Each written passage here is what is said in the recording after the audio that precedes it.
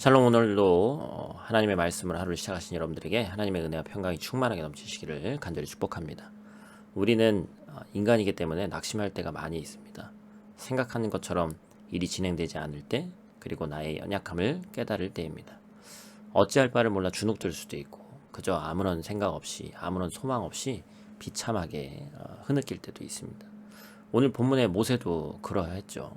찬란한 젊은 시절을 보내긴 했지만 완전히 인생이 바뀌어서 도망자의 신분으로 비참한 시기를 보냈던 모세였습니다. 이제 그렇게 모든 것이 다 끝나는 줄 알았죠. 그런데 하나님의 부르심을 받았고 하나님의 말씀을 들었지만 여전히 자신이 없습니다. 이사야 선지자처럼 내가 여기 있습니다, 나를 써주십시오, 나를 보내소서라고 하지 못하고 할 수 없노라는 핑계만 찾고 있는 모습을 우리가 보게 됩니다. 그런 모세를 하나님이 만들어서 쓰시고 계시죠. 하나님이 사용하시고자 하면 쓰지 못할 사람이 없습니다. 그래서 사명은 나의 힘이나 나의 어떤 능력으로 감당하는 것이 아니라 주님이 주시는 힘으로 감당하는 것이죠. 본문의 말씀을 통하여 하나님께서 모세를 어떻게 일으키시는지, 또 부르심을 받은 하나님의 사람이 어떻게 살아가야 하는지 한번 같이 나눠보도록 하겠습니다. 우리가 첫 번째로 기억해야 될 것은 하나님께서는 우리의 연약함을 채워주신다라는 것입니다. 하나님께서 모세를 처음 부르시던 때부터 하나님 자신을 나는 여호와다라고 알려주셨습니다. 지금 모세 자신 앞에서 말씀하시는 분이 누구신지 분명하게 알려주신 것이죠. 하나님께서 모세에게 소명을 주시는 장면이, 그리고 이 말이 계속 반복됩니다. 언약을 성취하시는 분, 온 세상을 창조하신 분, 조상들과 함께 하셨던 분, 그리고 지금 그 구원의 역사를 이루어 가시는 분이 바로 나다, 여호와 하나님이다, 분명히 모세에게 알려주신 것이죠. 그럼에도 불구하고 모세가 자신이 없어요. 두려웠습니다. 어쩌면 이것은 인간으로서 당연한 것이죠. 애굽의 왕 바로 앞에 서서 그가 원치 않는 일을 요청한다는 것이 보통 큰 용기가 필요한 일이 아니라는 것이죠.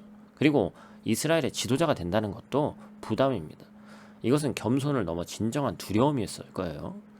하나님께서는 이런 모세를 보듬으시면서 그의 연약함을 채워주시기 위해서 방법을 내어주시는 것이죠.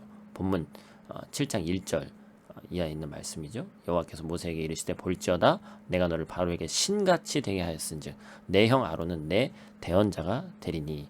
여러분, 놀라운 말씀이죠. 바로에게 모세가 신 같은 존재로 만들어 주겠다는 거예요. 아무리 바로라고 해도 감히 모세 앞에서 권세를 떨칠 수 없었던 이유가 여기에 있습니다. 그러니 우리는 두려워하거나 겁을 낼 필요가 없죠. 온전히 하나님을 의지하면 하나님께서 만들어 주신다는 것이죠. 하나님께서는 또한 입이 둔하다고 말하는 모세에게 사람을 붙여주십니다. 동역자죠. 형 아론입니다. 그를 대언자로 세워주시는 거예요. 모세를 결코 혼자 외로이 내버려두지 않는다는 확신을 주셨습니다. 얼마나 큰 위로가 됐을까요? 함께하는 동역자들이 있으면 위로가 되고 감사가 흘러나옵니다. 혼자 가면 포기할 수도 있지만 함께 가면 멀리 갈 수 있다는 말이 있죠. 하나님께서는 결코 우리를 홀로 내버려 두지 않으시고 이 먼 이국 땅에서도 귀한 동역자들을 붙여주셨습니다. 우리의 연약함을 채워 세상을 감당할 수 있는 힘을 우리에게 더하여 주시는 것이죠. 두 번째로 우리가 기억해야 될 것은 우리는 하나님의 명령대로 행하는 자다라는 것입니다. 본문 6절 이하에 보니까 모세와 아론이 명령을 들었고 그 명령하신 대로 행합니다. 그대로 순종해서 몸으로 움직였다는 것이죠. 이것은 그들에게 큰 위협이 될 수 있었습니다.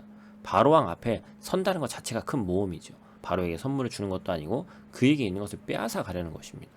목숨을 내어놓아도 감히 나서기 두려운 일이죠. 그럼에도 불구하고 모세와 아론은 하나님의 명령대로 행합니다.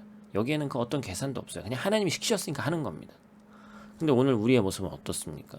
우리는 하나님께서 우리에게 원하시는 것이 무엇인지 알고 있어요. 말씀을 더 잘 읽고 더 잘 알아도 구약시대 사람보다 우리가 더 잘 알고 있습니다. 그러나 여러 가지 핑계를 대며 모르는 척하고 있는 것이죠. 예수님께서는 제자들에게 어린 아이들과 같이 되지 아니하면 결단코 천국에 들어가지 못한다고 말씀하셨습니다.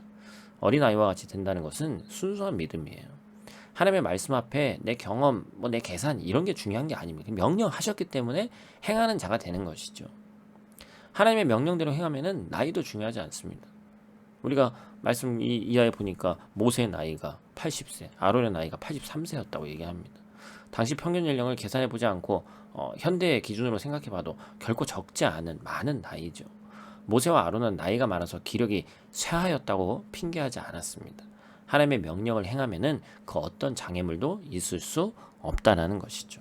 오늘 하루 여러분에게 주어진 하나님의 명령이 무엇인지 한번 묵상해 보시고 그 말씀대로 주어진 말씀 붙잡고 승리하는 하루 되시기를 축복합니다. 기도하겠습니다. 우리의 연약함을 채워주시는 아버지 하나님 감사를 드립니다. 우리의 연약한 모든 것을 주님 앞에 내어놓고 믿음으로 기도하는 우리의 삶 되게 하여 주시옵소서. 우리를 결코 홀로 내버려 두지 않으시는 주님과 함께 하나님의 명령에 순종함으로 그 역사에 동참할 수 있기를 소원합니다. 하나님의 명령대로 행할 수 있는 믿음의 용기가 우리 가운데 있게 하시고 절망의 한계를 뛰어넘어 믿음으로 행하는 세상이 감당할 수 없는 그리스도인의 삶을 사는 우리의 삶이 되게 하여 주시옵소서. 오늘 하루도 눈동자와 같이 지키시길 원하며 우리의 구원자 되신 예수님 귀하신 이름으로 기도드립니다. 아멘.